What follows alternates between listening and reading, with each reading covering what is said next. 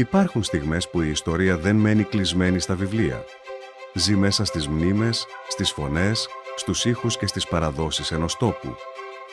200 χρόνια μετά την ηρωική έξοδο του Μεσολογγίου, η μνήμη παραμένει ζωντανή.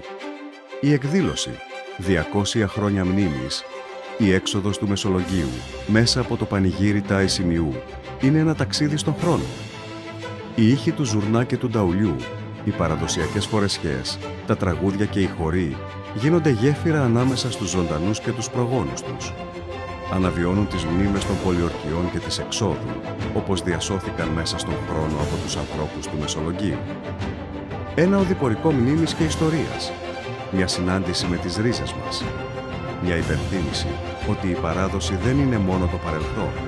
Είναι ο τρόπος με τον οποίο το παρελθόν συνεχίζει να φωτίζει το παρόν και να εμπνέει το μέλλον. Τελετή έναρξης για τα 58 Καραϊσκάκια 2026, αφιερωμένα στα 200 χρόνια από την ηρωική έξοδο του Μεσολογγίου.